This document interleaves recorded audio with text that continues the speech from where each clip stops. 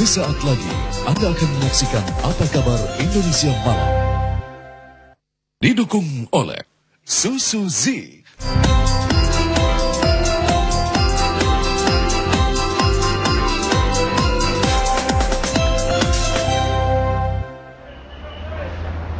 Ya, selamat malam pemirsa, saya Pramita Andini kembali menjumpai Anda dalam Apa Kabar Indonesia Malam akhir pekan. Tentu saja saya malam ini akan menghadirkan beragam informasi terbaru dan menarik untuk Anda, dan kami juga tentunya akan menghadirkan perbincangan. Malam ini kami masih akan mengangkat mengenai seteruan antara Polri dan juga KPK. Lalu bagaimana langkah kedepannya yang akan ditempuh oleh KPK dan juga Polri. Kami akan menghadirkan sejumlah narasumber dan kami akan berbincang bersama mereka. Tapi sebelumnya pemirsa, saya akan mengajak Anda untuk melihat beberapa informasi berikut ini.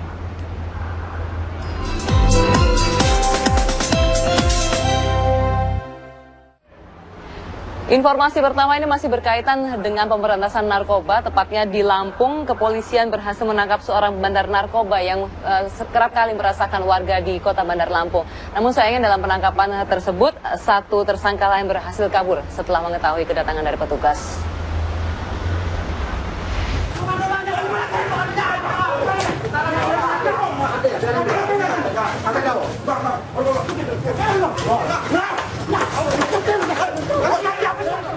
Aparat kepolisian gabungan menggerebek sebuah rumah milik bandar narkoba di Desa Pekurun, Lampung. Satu orang berhasil ditangkap, sementara seorang tersangka yang lain berhasil kabur lantaran mengetahui kedatangan petugas.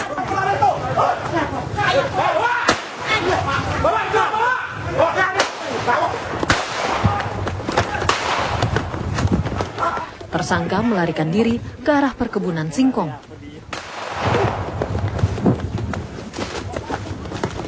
Dari salah satu tersangka yang tertangkap, polisi menemukan barang bukti narkoba. Ada informasi dari warga masyarakat bahwasanya ada bandar atau pemakai narkoba di daerah Wai Suna.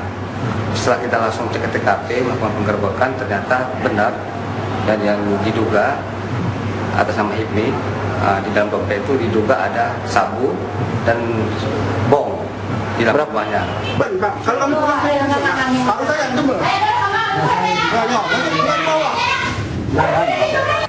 Dalam penggeledahan di rumah tersangka, petugas sempat dihalang-halangi oleh istri tersangka. Polisi pun menemukan satu buah alat hisap sabu dan sebilah senjata tajam jenis badik sebagai barang bukti. Dari Lampung, Pujian Syah, TV One mengabarkan. Kita tinggalkan Lampung dan kemudian kita menuju ke Jakarta. Presiden Joko Widodo hari ini kembali melakukan kegiatannya yang biasa beliau lakukan ketika menjabat sebagai Gubernur DKI Jakarta, yaitu belusukan ke sejumlah tempat. Namun berbeda dengan kebiasaan sebelumnya, jika sebelumnya Presiden Joko Widodo ini terbiasa ramah dan sangat mau begitu jika diajak berbincang dengan wartawan. Namun pada kesempatan siang tadi ternyata Presiden Joko Widodo agak sedikit enggan untuk menjawab pertanyaan daripada wartawan.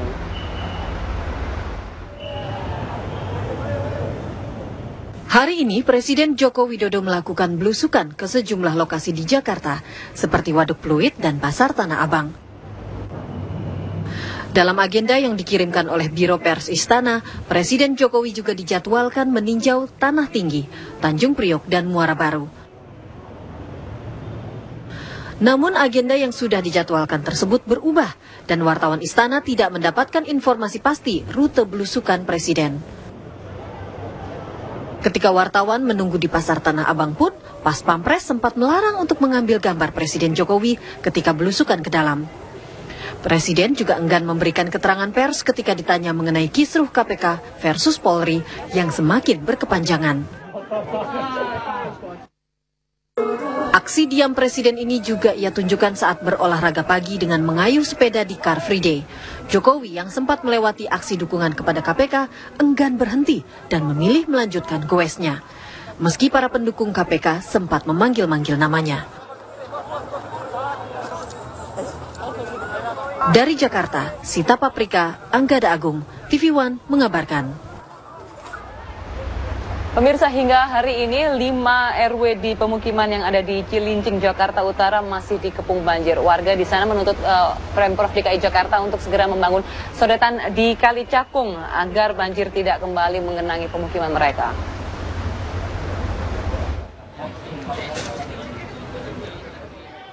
Sejak 5 hari terakhir, permukiman padat penduduk di Gubuk Genteng, Cilincing, Jakarta Utara dikepung banjir. Setidaknya ada 5 RW yang digenangi air dengan ketinggian lebih dari setengah meter. Banjir yang terjadi di wilayah tersebut merupakan masalah yang tak terpecahkan selama 10 tahun terakhir. Setiap musim hujan, sebagian wilayah di 5 RW dilanda banjir. Hal itu akibat sistem drainase di wilayah tersebut sangat buruk. Masalahnya kebetulan di sini kan ada pertemuan antara kali Gubuk Genteng di sini, kemudian di sana juga ada kali Progo. Kali Progo nanti dia tuh nyebrang ke jalan tol. Di depan itu, di depan KBN juga ketemu juga di pas seberangan jalan tol. Kebetulan pas di seberangan jalan tol ini posisi pintu airnya kecil. Selain menggenangi lingkungan, banjir juga melanda sebagian rumah.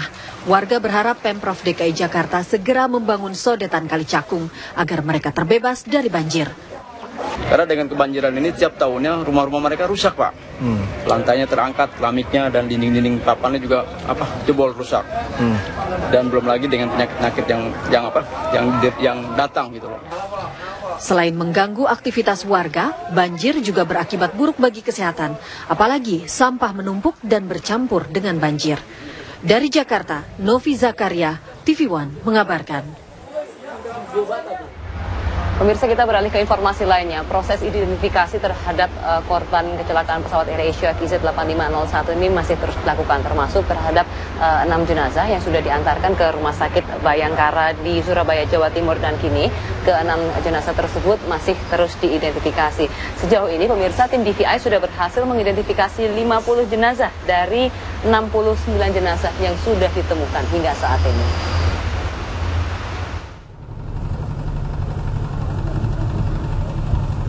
Tim Basarnas langsung menerbangkan 6 jenazah korban AirAsia KZ8501 yang baru ditemukan Sabtu kemarin melalui Pangkalan Bun di Kalimantan Tengah. Selang beberapa jam, ke-6 jenazah ini tiba di Surabaya, Jawa Timur, untuk kemudian disemayamkan di Mapolda Jawa Timur untuk keperluan identifikasi. Tim DVI sudah mengambil sampel DNA ke-6 jenazah ini untuk pencocokan ulang dari jasad yang sudah tidak utuh. Sejauh ini, tim DVI Polda Jawa Timur sudah menerima 69 jenazah dari 162 korban pesawat naas tersebut. Dari 69 jenazah, baru 50 yang teridentifikasi. Tim DVI mengaku belum mengalami kendala dalam mengidentifikasi korban. Kondisi jenazah yang kita terima ini kurang bagus kondisinya, sehingga kita sama-sama berupaya maksimal tentunya. Berupaya maksimal untuk segera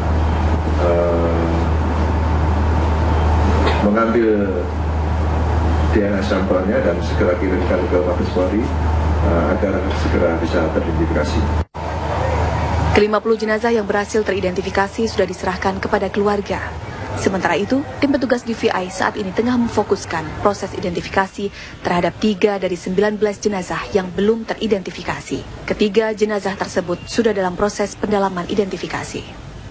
Tim TV One mengabarkan.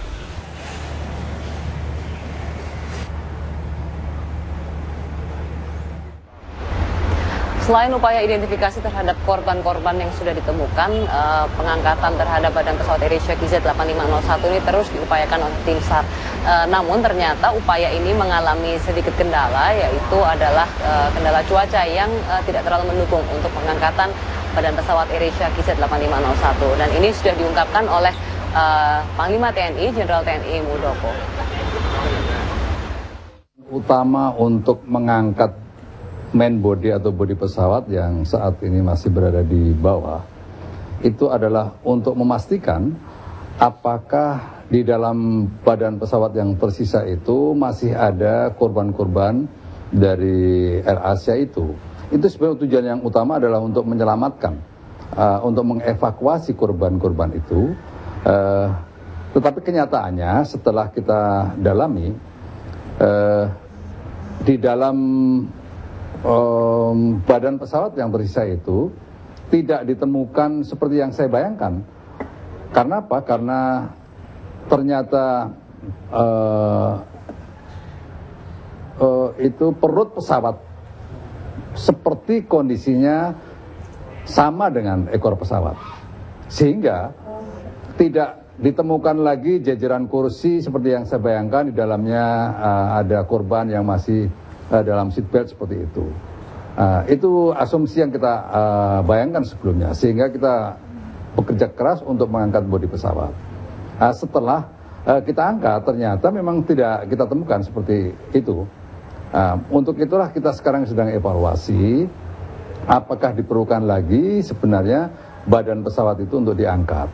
Karena memang tidak mudah dengan beban yang seperti itu, tingkat kerapuhan pesawat yang tidak seperti yang kita bayangkan. Ternyata badan pesawat yang kelihatan kokoh itu hanya bahan bakunya hanya sebuah aluminium tipis yang apabila itu ditarik itu memiliki kekuatan yang sangat ringkih. Itulah diantaranya dikaitkan dengan berat badan yang seperti itu, akhirnya tidak mudah untuk diangkat ke kapal Grasonic itu. Ini kelemahan yang kita miliki dan kita sedang memikirkan untuk ke depan perlunya sebuah ponton dengan kren yang sangat kuat sehingga pengangkatan itu jauh lebih mudah. Ya pemirsa, saya nanti akan mengajak Anda untuk mengetahui informasi terbaru langsung dari Pangkalan Bun bersama rekan saya Florentia Nindita. Namun kami akan jeda terlebih dahulu dan nanti saya akan ke dalam untuk menemui narasumber saya yang sudah hadir di Wisma Nusantara. Kami akan berbincang mengenai perseteruan yang terjadi antara Polri dan juga KPK sesaat lagi.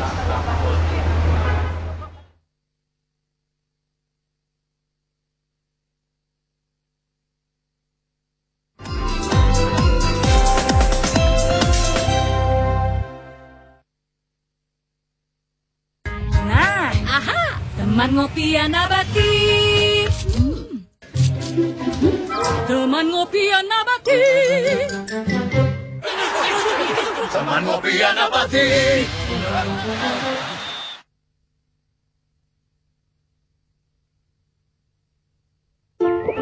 Semua susu juga sama, bikin tinggi. Susu Zi beda. Ayo. Aha. Kini dengan NutriPro Kompleks, tumbuh tinggi banyak akal. Susu Zi, tumbuh tinggi banyak akal. Bohong sih, tinggi bohong.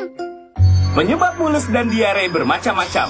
Kalau diare, minum larutan gula garam. Dan bila perlu, minum Enterostop. Dengan Atapulgit dan Pektin, serap keluarkan, hentikan diare. Stop diare dengan Enterostop, ahlinya obat diare.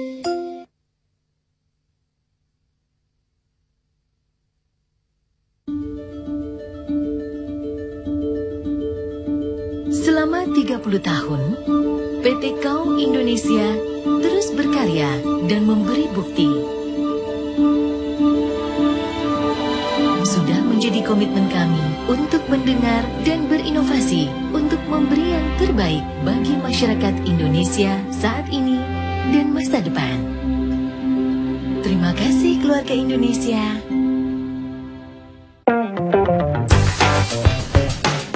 Ibu yang satu ini membawa anaknya yang masih kecil saat bekerja.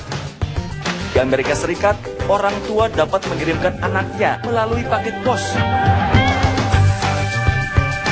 Inilah ikan laut yang dibuat menjadi bagar yang mengundang selera itu.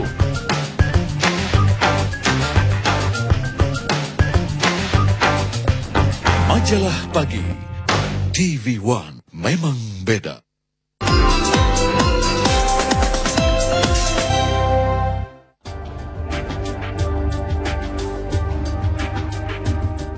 Operasi pengangkatan badan pesawat AirAsia KZ8501 yang berada di kedalaman 30 meter perairan Selat Karimata, Kalimantan Tengah akan kembali menggunakan metode lifting bag.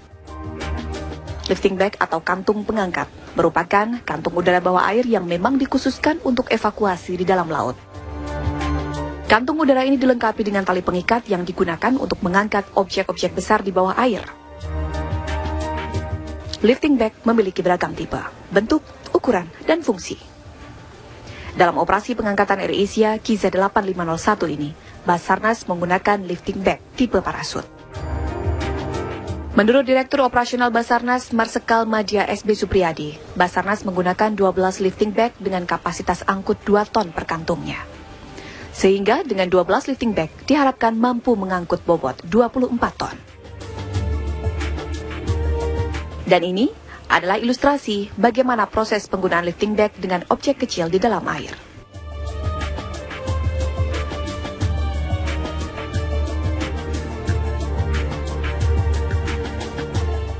Sekilas terlihat mudah, namun upaya nyata pengangkatan dengan lifting bag di dasar laut jauh dari kata mudah.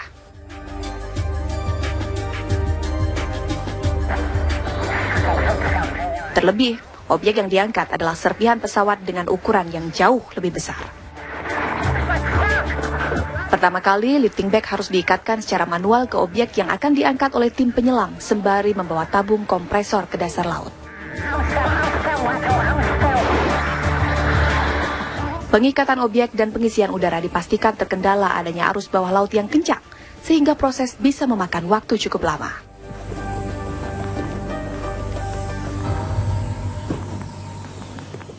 Pengisian udara di dalam lifting bag juga tak bisa dilakukan sembarangan. Di dasar laut yang bertekanan tinggi, tim penyelam harus mengisi udara di lifting bag secara berkala dengan volume yang tepat di setiap kedalaman, agar terhindar dari kebocoran dan rusaknya objek yang diangkat. Jika sudah dalam volume yang benar dan terikat kuat, barulah objek dapat diangkat dengan kawalan penyelam. Metode lifting bag ini sudah digunakan dalam pengangkatan ekor pesawat sebelumnya. Upaya yang sama juga dilakukan untuk mengangkat badan pesawat kali ini. Usaha pertama sempat gagal karena salah satu tali pengangkut putus dan kantung udara kempes. Meski sempat gagal, namun upaya pengangkatan selanjutnya dengan lifting bag kembali dilanjutkan hari ini.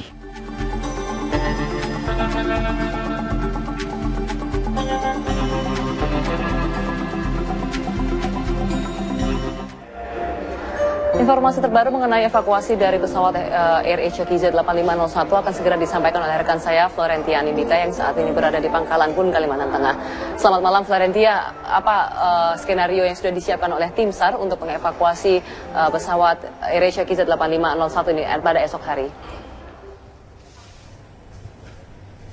Ya, Andini, memang hari ini sudah dilaksanakan pengangkatan badan pesawat AirAsia QZ8501 dan esok hari juga pencarian pengangkatan badan pesawat masih akan terus dilanjutkan dengan skenario yang sama seperti tadi, yakni dengan mengikatkan atau mengaitkan lifting bag ke sisi kanan dan sisi kiri dari badan pesawat AirAsia. Kemudian setelah badan pesawat itu mulai terapung, lalu kemudian ditarik oleh kapal Crash Onyx ke atas kapal Crash Onyx dan kemudian dibawa ke pelabuhan Kume, lalu untuk selanjutnya dibawa ke Jakarta untuk proses identifikasi lebih lanjut.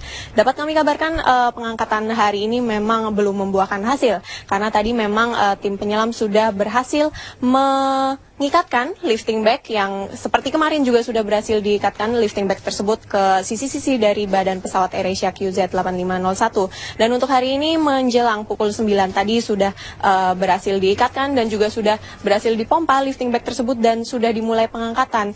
Badan pesawat AirAsia sudah terangkat dan bahkan sudah sempat menyembul ke permukaan, namun memang arus menjadi sedemikian kuat pada saat itu, kemudian tali yang digunakan untuk menarik badan pesawat AirAsia tersebut putus, sehingga badan pesawat jatuh kembali ke dasar laut. Dan sementara itu juga hujan turun dengan deras, sehingga evakuasi harus dihentikan sejenak. Sementara itu juga tim penyelam akhirnya melakukan evaluasi akan upaya yang sudah mereka lakukan. Karena kemarin juga jika kita melihat, kemarin juga sudah dilakukan pengaitan dan badan pesawat juga sudah sempat terangkat, namun karena arus gelombang yang begitu kuat lalu tali menjadi putus kembali, dan ini menjadi evaluasi bagi tim penyelam yang ada di lapangan bahwa untuk esok hari setidaknya tali atau juga teknik pengaitan yang akan dipasangkan pada lifting bag pada badan pesawat AirAsia tersebut harus lebih kuat dan juga harus lebih diperhitungkan bagaimana kondisi gelombang pada saat itu dan juga tegangan yang ada pada tali.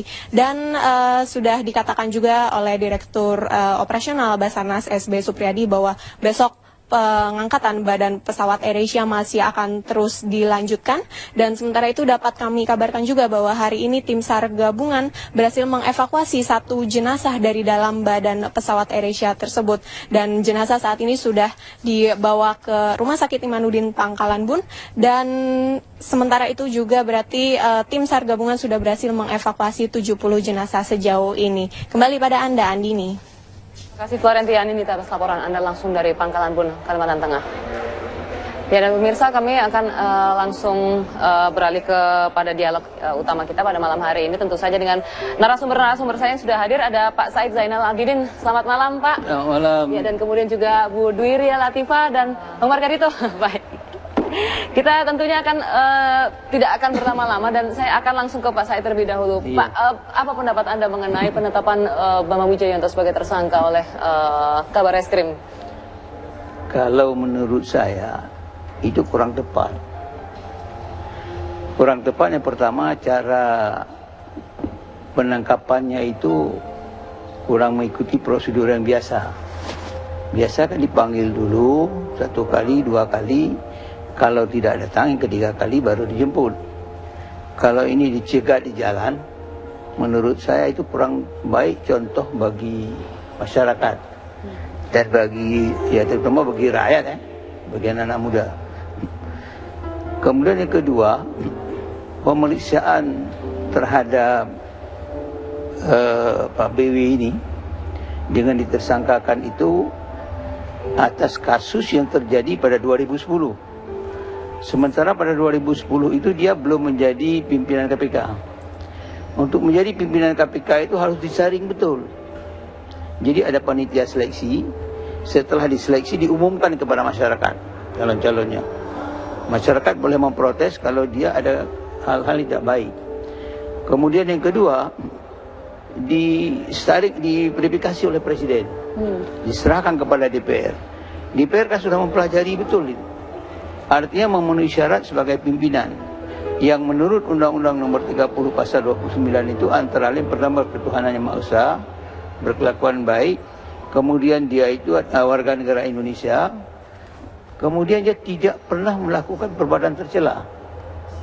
Kalau kemudian setelah lebih dari 3 tahun dia berfungsi sebagai komisioner KPK dituduhkan oleh hanya individu saja begitu. Jadi ini kan menghina DPR yang telah memverifikasi. Berarti DPR itu tidak sempurna dulu. Ketika melakukan uji kelayakan dan kepatutan begitu Pak? Begitu. Kemudian juga Presiden tidak layak, tidak betul. Kemudian masyarakat tidak benar penilaiannya. Jadi ini satu hal yang tidak baik. Contoh yang tidak benar itu caranya itu saya kira. Baik. Mungkin Bu Ria, bagaimana Bu menurut Anda sebagai anggota dari Komisi 3 ya Bu dari fraksi PDIP melihat penetapan Bambang Wijoyanto sebagai tersangka ini Bu? Ya, kalau saya melihat memang apa yang dilakukan oleh Polri dan sesuai dengan apa yang disampaikan oleh Mabes Polri tentu juga kalau kita bicara hukum dan yang sesuai disampaikan selalu mengatakan sesuai dengan prosedur yang di prosedur hukum dan Polri sudah melakukan tahapan-tahapan yang menurut mereka sesuai dengan prosedur hukum. Nah, tentu saya lebih kepada menekankan seandainya proses-proses itu dianggap oleh Mas BW merupakan satu hal yang tidak sesuai dengan hukum, beliau bisa melakukan tahapan-tahapan pembelaan secara hukum juga untuk mendapatkan haknya terhadap apa yang dilakukan oleh Mabes Polri. Seandainya dirasa bahwa itu merupakan satu hal yang bersifat melanggar hukum, tentu biar nanti dibuktikan dalam satu proses hukum, apakah pra-peradilan atau proses-proses hukum lainnya. Kalau saya lebih kepada seperti itu.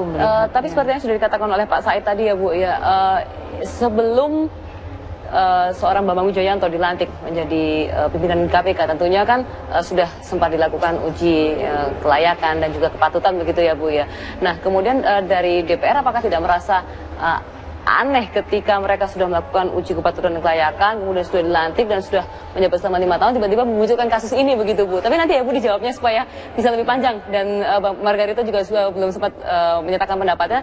Kami akan jeda terlebih dahulu pemirsa, tetaplah bersama kami di Apa Kabar Indonesia Malam.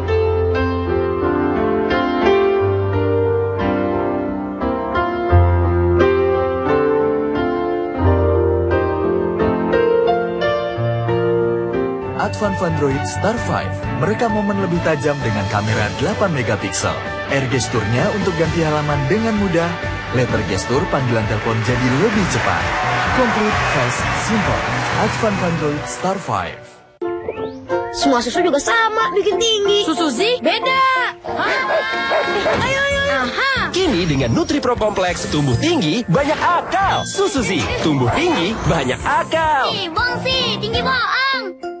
Penyebab mules dan diare bermacam-macam. Kalau diare, minum larutan gula garam. Dan bila perlu, minum Entrostop. Dengan Atapulgit dan Pektin, serap keluarkan, hentikan diare. Stop diare dengan Entrostop, ahlinya obat diare.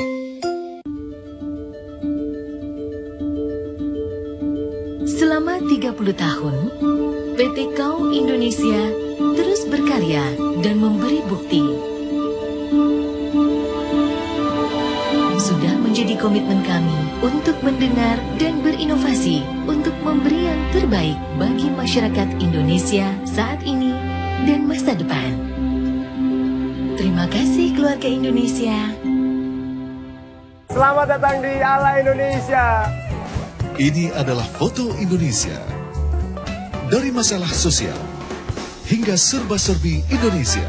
Ala Indonesia. Di TV One memang beda. Matahari terbit bersama secangkir kopi, bergulir mengawali hari. Negeri ini memberi harapan yang harus segera diwujudkan. Sensitif menangkap fenomena, peristiwa, dan isu yang terjadi. Memotret, mengemasnya dengan aktualitas, kedalaman, pro kontra, dan lengkap. Apa kabar Indonesia Pagi?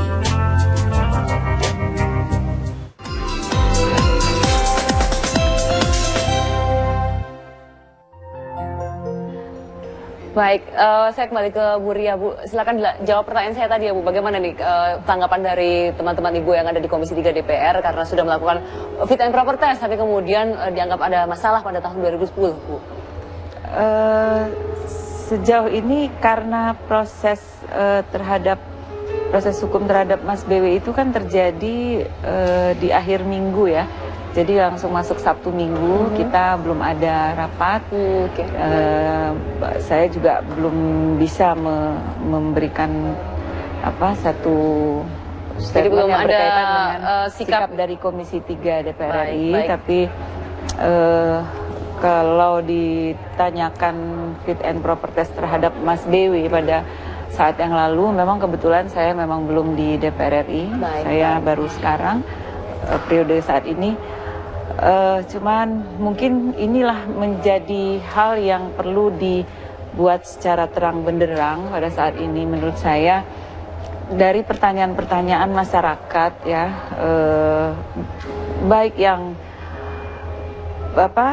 melihat dari satu sisi penetapan tersangka Pak Komjen Budi Gunawan yang dianggap juga kok kasus yang lama, kemudian ada 17 rekening gendut, tapi kok Pak BG yang ditersangkakan pada saat beliau mau menjalani fit and proper test. Kemudian ada juga pertanyaan dari satu sisi lagi, kenapa Mas BW dijadikan tersangka dengan kasus yang lama juga. Jadi untuk itu makanya menurut saya semua itu harus dibuat secara jelas dan transparan, tapi tetap dalam koridor hukum. Jangan kita keluar dari undang-undang, jangan keluar dari proses-proses hukum karena nanti akhirnya kita menjadi berpedoman pada hukum rimba. Mana yang dianggap itu menjadi kebahagiaan dari satu pihak atau kesenangan dari satu pihak disenangkan, bersenang-senang di atas penderitaan orang lain begitu ya, Bu, nanti ya? Dari pihak lain juga begitu dianggap ini yang jadi intinya menurut saya tetap bahwa jangan sampai ada merasa menang-menangan paling benar, paling institusinya yang kita jaga. Kalau memang ada hal-hal di dalam institusi itu tidak benar atau personalnya, tentu itu yang harus dicari secara transparan. Proses-prosesnya apakah melalui komite etik di masing-masing institusi atau proses hukum sesuai dengan undang-undang yang berlaku. Baik, Bapak Gardito, banyak pihak yang mendesak Presiden Joko Widodo untuk mengeluarkan sebuah sikap yang lebih jelas dan lebih tegas, meskipun Presiden Joko Widodo sudah menyampaikan sikapnya begitu. Kalau menurut Anda bagaimana? Apakah Presiden harus turun tangan kali ini? Dengan cara apa Presiden turun tangan? Secara konstitusional ya, pertanyaan konstitusionalnya, ini Presiden loh, ini bukan Pak Lurah. Dengan cara apa Presiden turun tangan? Apakah Presiden memerintahkan polisi karena polisi berada di bawah Presiden untuk menghentikan penyidikan? Satu, atau Presiden karena dia sebagai Presiden memerintahkan atau meminta KPK menghentikan penyidikan terhadap Pak Budi Gunawan. Kalau ini dilakukan, Presiden melanggar konstitusi. Karena itu menurut saya, apa yang sudah dilakukan oleh Presiden dengan meminta agar dua lembaga ini melaksanakan fungsinya secara profesional, secara proporsional, berdasarkan hukum tepat. Tidak ada pilihan lain, kecuali kalau dia mau jatuh. Lain soal kalau DPR, ya, mereka ini tidak mempersoalkan. Tapi kalau mereka mungkin bagaimana jika kita bandingkan dengan sikap Pak SBY. yang ditempuh Pak SBY waktu itu? Pak SBY lain. Sikap Pak SBY itu konstitusional. Mengapa? Dalam kasus Pak Kakor Lantas ya pada waktu itu gitu ya, kan ada dua pendapat pada waktu itu. Yang satu menghendaki agar perkara itu tetap saja disidik oleh polisi, dan yang satu menghendaki agar perkara itu disidik oleh KPK. Presiden memilih mengambil sikap, dan kita bicara di situ malam-malam soal itu malam-malam di sini. Presiden memilih mengambil sikap menyerahkan kepada KPK. Tidak ada yang salah, karena perkara yang disangkakanlah tindak pidana korupsi. KPK punya kewenangan untuk melakukan supervisi dan mengambil alih. Dan karena itu konstitusional sikap yang diambil oleh Presiden. Dalam kasus sekarang ini beda. Jadi tidak ada wewenang untuk Presiden Joko Widodo untuk melakukan sesuatu begitu ya. Jangan lupa, baik. Presiden boleh, Polri boleh saja berada secara tata negara, berada dan berstatus sebagai bagian dari pemerintah, berada di bawah dan bertanggung jawab pada Presiden. Tapi jangan lupa, pada aspek penyidikan ia terintegrasi dengan sistem peradilan pidana. Pada titik itu kewenangan Presiden menjadi terbatasi, dan itu sebabnya dia tidak bisa melakukan apa-apa kecuali kalau dia mau bunuh diri secara tata negara. Baik, tapi kalau secara tata negara kemudian Presiden Joko Widodo tidak memiliki celah untuk turun tangan istilahnya ya, berarti Anda mengatakan bahwa kasus ini biarkan berjalan saja begitu di kepolisian di KPK Yang paling pokok adalah KPK memiliki fakta, polisi memiliki fakta.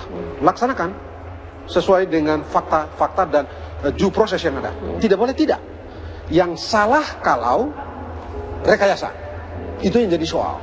Tadi saya dengan hormat kepada Pak Said ya, hormat saya kepada Bapak. Kalau kita mengikuti kenapa kasus BW Pak Bambang ini sejak tahun 2010 tapi baru dibongkar sekarang. Pertanyaan yang sama seperti Bu Ria tadi kemukakan. Kenapa Budi Gunawan punya dari tahun 2010 baru sekarang dibongkar? Bertepatan pula dengan Pak Budi Gunawan diusulkan oleh Presiden untuk menjadi Kapolri. Begitu kan? Oleh karena itu, satu. Yang kedua, kalau ada yang berpendapat bahwa penyidikan terhadap BW itu melemahkan KPK, pertanyaan yang sama atau nalar yang sama dengan standing point yang sama bisa dibalik. Kalau begitu penyidikan terhadap Budi Gunawan itu menghancurkan polisi. Begitu cara berpikirnya. Karena itu menurut saya, agar sehat kita ini berbangsa dan bernegara, bermartabat kita ini berbangsa dan bernegara, lakukan itu berdasarkan fakta, bukti, dan due process of law. Biarkan dia berjalan. Baik, dan ini menurut informasi yang kami terima, Presiden Joko Widodo akan menggelar memberikan keterangan persnya di istana. Kami belum mendapatkan informasi mengenai apa, tapi banyak informasi yang beredar bahwa Presiden Joko Widodo akan menyampaikan sikapnya mengenai apa yang sudah terjadi pada sepekan terakhir ini. Sudah tampak Jimli, Prof. Jimli sudah hadir di istana. Ya, ada Pak Bambang Wijaya Umar.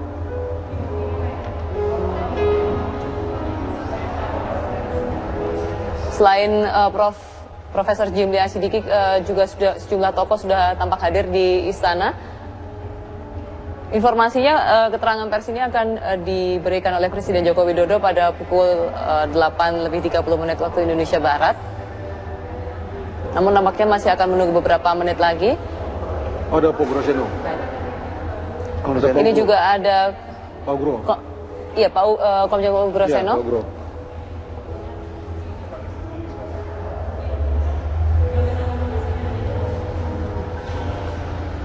Informasi yang kami dapatkan bahwa Presiden Joko Widodo akan memberikan Mantan Ketua KPK. Keterangan persnya pada malam ini, dan ini juga disaksikan oleh sejumlah tokoh yang sudah hadir. Tadi ada Prof. Jimli, kemudian ini Pak Tumpak Haritongan, mantan komisioner KPK. Ya. Ada ya? Iya, Pak Tumpak tadi.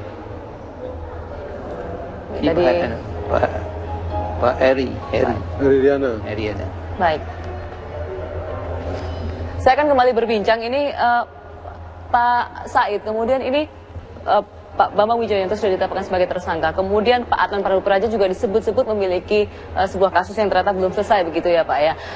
Kemudian bagaimana kalau menurut Anda ini kerja KPK di dalamnya kan bagaimana dengan sisa pimpinan yang masih ada?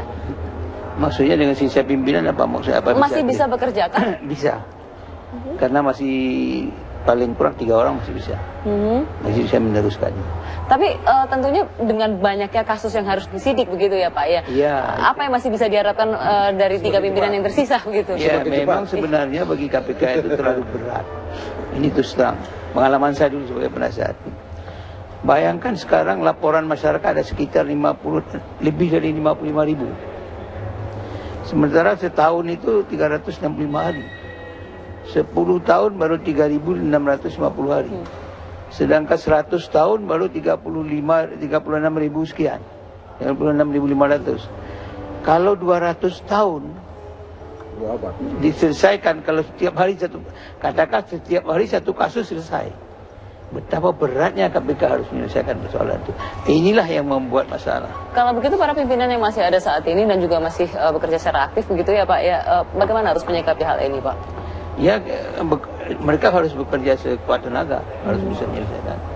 Tapi kan dengan kondisi saat ini penyidik masih kekurangan penyidik atau tidak Pak? Kalau untuk sekarang ini menurut pengetahuan Anda? Penyidik kurang, penyidik juga kurang. Tetapi untuk sekarang ini kita harus bekerja terus. Apalagi kalau pekerjaan-pekerjaan yang mendesak seperti ini. Baik.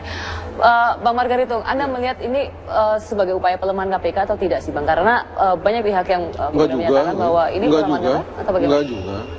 Begini, kalau tinggal 3 orang malah lebih cepat. Lebih cepat apanya maksud Anda? Lebih cepat kerjanya. Anda tidak menganggap bahwa dengan lebih banyak orang akan kemudian lebih cepat? Ini komisioner ini tidak memeriksa saksi kok, tidak melakukan penggeledahan kok, tidak melakukan penangkapan kok. Jadi tidak ada pengaruhnya? Iya, mereka mesti duduk pada saat ekspos perkara untuk menentukan naik atau tidak penyelidikan ke penyidikan. Itu doang kok. Lain-lain itu nggak ada. Jadi yang panggil-panggil periksa orang, sita, tangkap, tahan dan segala macam ini penyidik-penyidik di bawahnya, bukan mereka yang berlima itu. Jadi semakin sedikit semakin bagus. Baik. Karena makin cepat maksud saya. Di KPK itu tidak bisa dihentikan oleh pimpinan. Itu prosesnya tergantung sekali pada penyelidik dan penyidik. Kalau dia sudah pegang oleh penyidik, ketua pun tidak boleh campur. Oke, baik. Nah, Bu Ria ini menanggapi apa yang sudah terjadi pada sepekan terakhir ini, apakah ada rencana dari Komisi 3 akan memanggil baik dari Polri maupun KPK, karena mereka KPK dan Polri ini adalah mitra kerja dari Komisi 3, Bu? Sampai hari ini, karena ini kan kita di hari libur ya, akhir minggu, belum ada agenda itu sampai hari ini. Saya belum tahu, mudah-mudahan besok hari Senin, hari kerja kita lihatlah perkembangannya seperti apa di Komisi 3. Baik. Dan kita akan jeda terlebih dahulu, pemirsa, tetaplah bersama kami di Apa Kabar Indonesia Malam.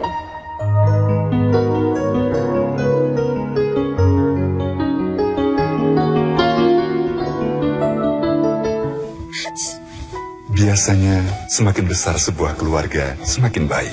Namun, bagaimana Anda bisa memastikan mereka semua benar-benar terlindungi? Di AXA, kami memiliki solusi untuk perlindungan kesehatan keluarga. Anda dapat melindungi seluruh anggota keluarga termasuk kakek nenek. AXA hadir melindungi keluarga Anda di saat mereka membutuhkan perawatan medis. Ingat sehat, ingat AXA. Semua susu juga sama, bikin tinggi. Susu Zi beda. Ayo. Aha. Kini dengan NutriPro Kompleks, tumbuh tinggi, banyak akal. Susu Zi, tumbuh tinggi, banyak akal. Tinggi bohong. Penyebab mules dan diare bermacam-macam. Kalau diare, minum larutan gula garam. Dan bila perlu, minum Entrostop. Dengan Atapulgit dan Pektin, serap keluarkan, hentikan diare. Stop diare dengan Entrostop, ahlinya obat diare. Menjelajahi kuliner dengan cita rasa yang berbeda.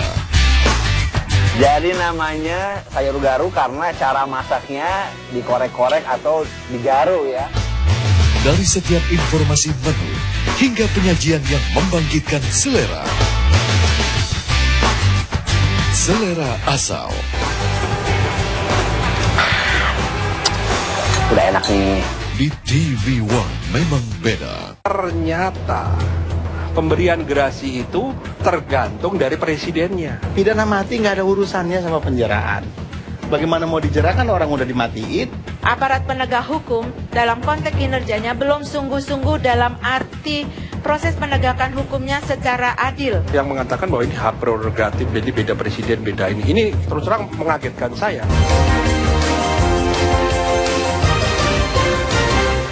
TV One memang beda.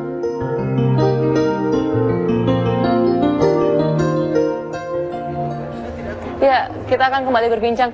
Pak Said, ini ada segelintingan kabar begitu yang menyatakan bahwa Pak Bambang Wijoyanto akan mengundurkan diri. Menurut Anda, apakah pengunduran diri tersebut harus dilakukan atau? Tidak, bukan dia mengundurkan diri, tapi akan menjadi satu hal yang dibahas oleh KPK. Saya hubungi dari Pak Zul. Apa betul Pak Zul? Bukan begitu katanya, tetapi itu menjadi bahan telahan kami katanya. Di KPK kan dia harus lihat segala alternatif gitu.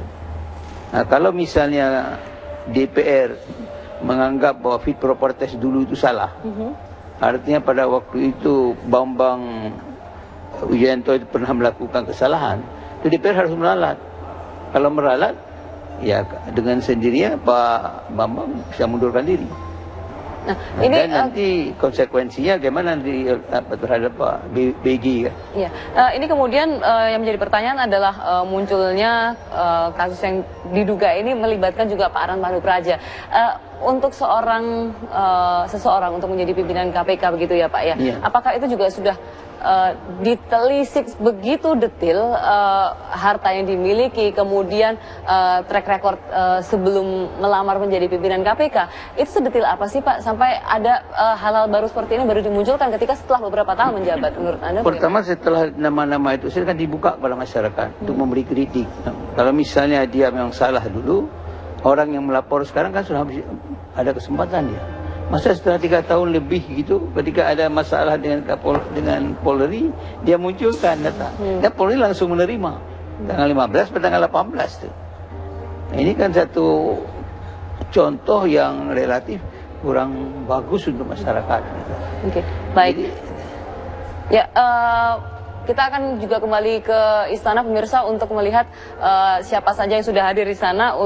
Kabarnya Presiden Joko Widodo hari ini akan memberikan pernyataan persnya.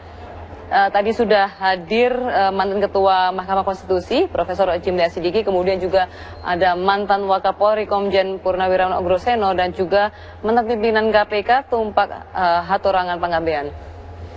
Ini adalah suasana di dalam, memang sudah ada persiapan bahwa Presiden Joko Widodo akan segera memberikan pernyataan persnya.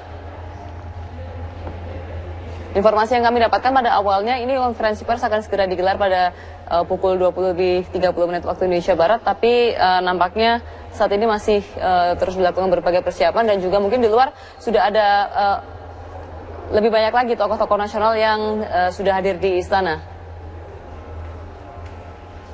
Baik, akan kita lanjutkan dialog ini. Bang Margarito, kalau menurut Anda Pak Bambang Wijoyanto ini harus bagaimana? Apakah tetap bekerja dan menjabat sebagai pimpinan KPK atau mungkin mengundurkan diri atau bagaimana? Saya bicara hukum ya, nggak ada urusan dengan politik-politik. Tidak ada, kalau politik ini spekulasi-spekulasi. Undang-Undang 30 nomor 30 tahun 2002 pasal 31 ayat 2 bilang kalau jadi tersangka berhenti sementara. Pemberhentian itu mesti dituangkan dalam keputusan presiden. Sepanjang keputusan presiden tentang pemberhentian sementara itu belum ada, sepanjang itu Pak Bambang Wijoyanto berstatus hukum sah sebagai komisioner KPK. Perkara Pak Bambang misalnya mau mengundurkan diri, itu soal pribadi beliau, itu soal derajat moralitas beliau, dan dalam konteks ini andai kata Pak Bambang memilih langkah mundur, saya berpendapat ini sesuatu yang hebat. Sama dengan saya dulu bilang Andi Wijayanto, siapa Menteri Pemuda Olahraga, mantan Menpora Andi Alfian Malarangeng itu mundur diri setelah beliau menjadi tersangka, padahal tidak ada kewajiban hukum untuk tidak ada perintah hukum untuk dia berhenti sementara. Tapi dia memilih mundur. Itu saya bilang hebat. Sama ini, kalau tidak dia mundur tidak ada masalah. Dia sah sebagai komisioner KPK. Kecuali kalau presiden sekarang mengeluarkan Kepres. Baik. Nah, ini nanti presiden. Setelah kemudian KPK menetapkan Budi Gunawan sebagai tersangka dan Polri juga menetapkan Bambang Wijoyanto sebagai tersangka. Menurut Anda kemana kemudian wajah hukum di Indonesia ini? Nggak bagus. Yang paling penting itu ada faktanya. Kan kita ini bernegara berdasarkan hukum. Kita mau hukum ini tegak lurus. Tapi katanya fakta bisa dicari-cari kalau di Indonesia bagaimana? Nah, kalau fakta dicari-cari diuji di pengadilan. Diuji di pengadilan supaya kekeliruan itu teruji di situ nanti. Sama dengan selama ini kan, misalnya kita ambil kasus Anas. Anas kurang apa protes terhadap KPK. Tapi di pengadilan Anas dihukum. Banyak sekali orang yang ditersangka itu mengatakan begini dan begana. Tapi di pengadilan lah. Kan pengadilan itulah tempat menguji kebenaran sangkaan atau tuduhan kepada orang yang disidangkan itu. Jadi pergi ke hukum. Ini bagus, kita menghendaki hukum tegak lurus. Yang kita marah, yang kita tidak mau adalah kau cari-cari yang tidak ada, kau bilang ada. Nah, masalah cari-cari ini mungkin Bu Ria bisa mengemukakan pendapatnya, Bu. Karena ada yang berpendapat bahwa ini kasus sudah, untuk Pak BW ya Bu ya, ini kasus sudah dilaporkan, kemudian terjadi pada tahun 2010, sudah ditarik laporannya, dan kemudian ada laporan lagi. Ini menurut Anda yang ada di Komisi 3, hal ini aneh atau tidak Bu? Apakah ini terjadi karena memang ada celah dalam undang-undang kita atau bagaimana? Saya nggak mau menilai satu institusi itu aneh atau tidak aneh ketika melakukan satu Dilihat dari undang-undangnya ini Bu. Ya. Kalau undang-undang tentu sudah mengatur kewenangan Polri untuk melakukan tindakan penyelidikan, penyidikan, bahkan kemudian melakukan satu penangkapan seandainya ada bukti yang kuat, ada fakta juga, dan yang paling penting lagi seperti tadi saya kutip Pak Margarito katakan, asal jangan ada hal-hal yang sifatnya rekayasa. Tapi itu kan harus diuji dulu nanti di proses hukum atau di pengadilan. Nah, itulah yang tadi saya katakan adalah hak dari Mas BW nanti harus berjuang untuk menunjukkan bahwa saya nggak salah, bahwa ini proses yang dilakukan salah. Lakukan proses hukumnya, pembelaan terhadap dirinya di pengadilan, dan biarkan nanti hakim yang memutuskan bahwa proses ini sudah dilakukan oleh Polri dengan melakukan tindakan yang salah. Ya. Gitu. Pak Said silakan. Iya, sebenarnya BW ini pertama siap untuk diperiksa. Yang kedua juga bersedia untuk mengundurkan diri kalau diperlukan. Bersedia ya kalau diperlukan. Tetapi yang menjadi persoalan bagi masyarakat, cara pemeriksaan dan cara penangkapan itu. Penangkapan dengan 30 orang langsung di jalan, sambil orang lagi jalan ditangkap, dibergol dan dibawa ke kantor polisi, sudah itu diumumkan sudah tersangka. Baik. Apa nanti tidak akan terjadi gaya koboi di masyarakat yang akan datang yang mencontoh itu? Ya mungkin Bang Margarito mungkin bisa menggarisbawahi mengenai undang-undang kita.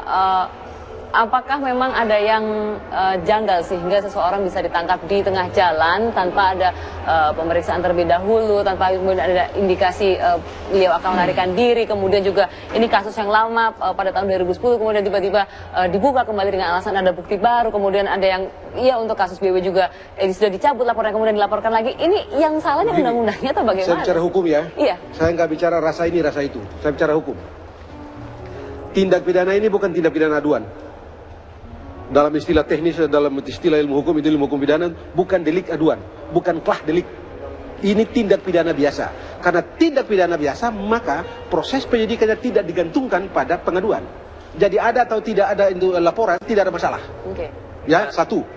Yang kedua, ya, yang kedua, kasus ini yang terpenting sekali lagi adalah ada bukti, ada fakta yang cukup. Itu pokok. Kalau baru diperiksa sekarang, ya kalau lapor sekarang gimana? Tapi laporan yang sudah dilaporkan kemudian dicabut dan dilaporkan lagi itu menurut Anda? Tidak ada apa-apa. Tidak ada secara masalah. Hukum tidak ada yang salah. Okay. Tidak ada yang salah secara hukum. Tapi kalau gitu kemudian seseorang bisa semacam dicari-cari kesalahannya begitu. Karena tindak pidana aduan, bukan delik aduan. Nah, ini kalau yang begini ini bisa timbul ketidakpastian hukum namanya. Jadi artinya ada prosedurnya untuk mentersangkakan orang, menangkap orang, memanggil orang, ada prosedurnya. Maka itu ada KUHP kan?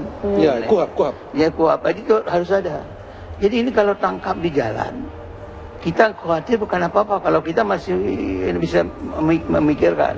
Kita bisa kaitkan dengan kasus yang beradu ini kan, antara BW dengan BG. Kita pertimbangkan. Tapi bagi anak-anak cucu kita yang akan datang, karena bagi saya terkesan itu. Ini nanti orang bisa sambil jalan ditangkap, nah itu diperiksa. Ini berdasarkan hukum. Memang kalau berarti ada harus yang diperbaiki dalam undang-undang ini. Enggak. Kalau kita lihat di Undang-Undang Nomor 8 Tahun 81 tentang KUHP begitu ya, pasal 16 sampai dengan pasal 19. Pasal 16 misalnya memungkinkan penyelidik, kalau dalam penyelidikan, penyelidik itu atas perintah penyidik bisa melakukan penangkapan, berwenang melakukan penangkapan. Penyidik, dalam penyidikan, penyidik dan penyidik pembantu bisa melakukan penangkapan. Hanya memang ada pasal 112 dan 113, 112 ayat 1 misalnya, KUHP ini, bilang pemanggilan seorang tersangka dan saksi disertai dan alasannya, dan seterusnya. Dalam rangka apa?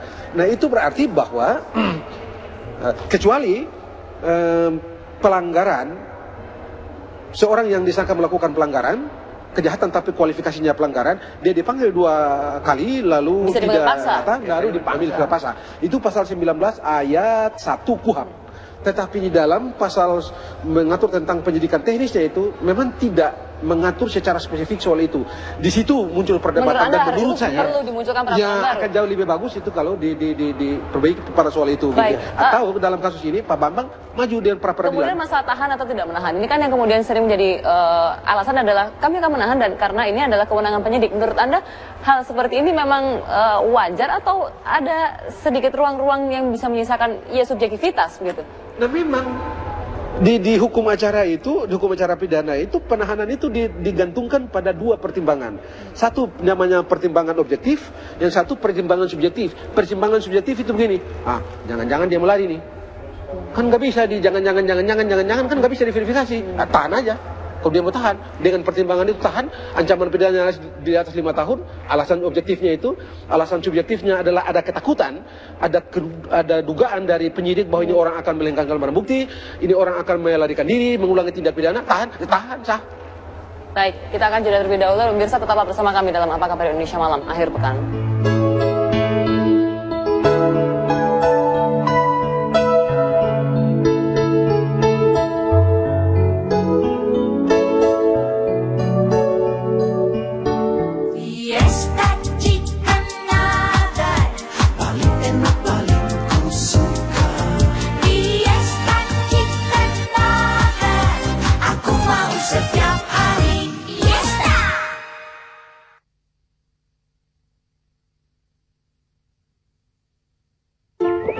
Semua susu juga sama, bikin tinggi. Susu Zi beda. Ayo. Aha. Kini dengan NutriPro Kompleks, tumbuh tinggi, banyak akal. Susu Zi, tumbuh tinggi, banyak akal. Bongsi, tinggi bohong. Penyebab mules dan diare bermacam-macam. Kalau diare, minum larutan gula garam. Dan bila perlu, minum Entrostop. Dengan Atapulgit dan Pektin, serap keluarkan, hentikan diare. Stop diare dengan Entrostop, ahlinya obat diare.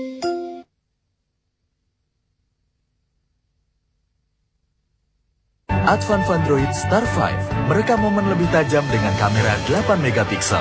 Air gesturnya untuk ganti halaman dengan mudah. Letter gestur panggilan telepon jadi lebih cepat. Complete, fast, simple. Advan Vandroid Star 5. Program informasi yang disajikan secara rinci dan juga mendalam.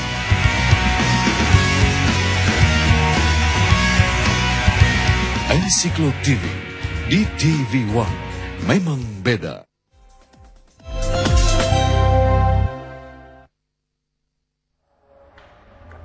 Ya pemirsa, ini adalah kondisi terkini di Istana. Menurut informasi yang kami dapatkan bahwa Presiden Joko Widodo akan memberikan keterangan persnya. Dan tadi juga sudah hadir beberapa tokoh penting di Indonesia. Mereka adalah mantan Ketua Mahkamah Konstitusi, ada Bapak Jimli Sidiki, kemudian juga mantan Wakapolri, Komjen Purnawirawan Ugroseno, dan juga mantan pimpinan KPK, Tumpak Hatorangan Panggabean. Mereka tadi sudah datang dan namun nampaknya tidak memberikan pernyataan kepada wartawan.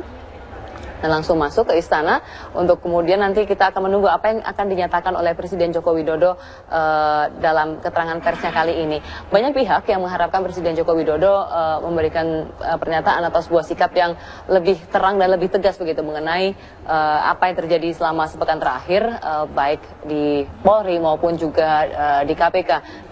Tapi kita belum tahu apakah hal ini akan menjadi fokus dalam konferensi pers yang akan disampaikan oleh Presiden Joko Widodo di istana pada malam hari ini.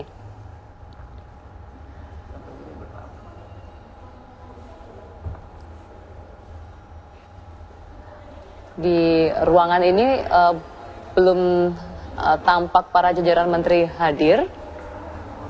Dan kami akan kembali berbincang. Baik, Bu Ria, seperti yang tadi sudah sempat disampaikan oleh Pak Margarito, ada beberapa masalah hukum di Indonesia begitu ya, yang bisa menjadikan sebuah fakta itu diada-adakan. Ini bagaimana nih Komisi 3 menanggapi hal ini? Kalau kita berpegang pada undang-undang, saya pikir koridornya dipegang betul-betul, sebetulnya nggak ada persoalan ya dalam hal ini, walaupun mungkin ada wacana kita harus merubah KUHP atau KUHAP karena itu warisan masa lalu ya. Tapi satu hal menurut saya, yang penting ada keyakinan alat buktinya betul-betul ada dan sah, kemudian faktanya juga tidak merupakan satu hal yang dibuat-buat dan bisa dipertanggungjawabkan secara transparan. Sebetulnya tinggal nanti kita uji, kita adu di dalam proses-proses hukum di pengadilan. Terbuka. Dan di pengadilan kan pasti terbuka itu. Mau nanti Komjen Budi Gunawan dengan statusnya yang sekarang ditersangkakan oleh KPK, punya hak juga beliau untuk meminta ini semua secara transparan, membela dirinya.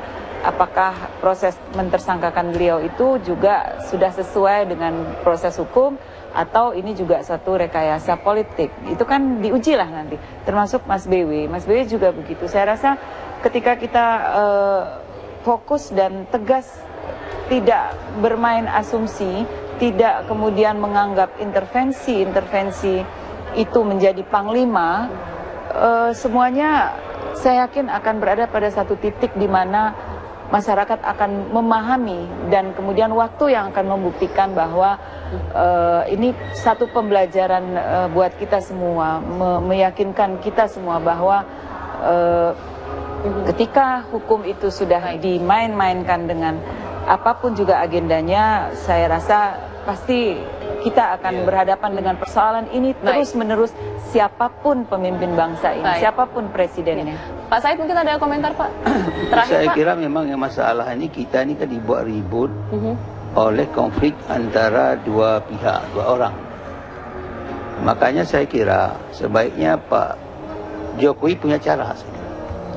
Kalau Bambang disarankan untuk mengundurkan diri kalau dia memang tersangkanya betul dengan proses yang betul, itu nggak ada masalah. Baik.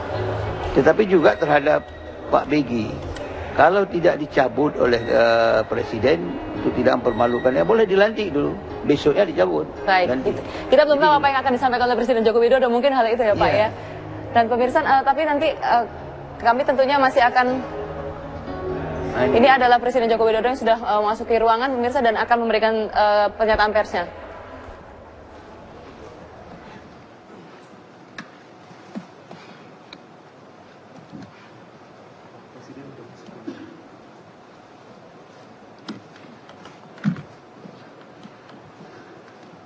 Bismillahirrahmanirrahim.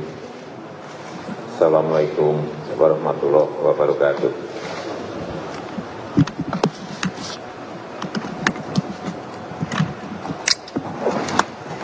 Setelah beberapa kali kita mendapatkan masukan dan fakta-fakta, meskipun juga belum penuh, belum banyak, tetapi pada malam hari ini perlu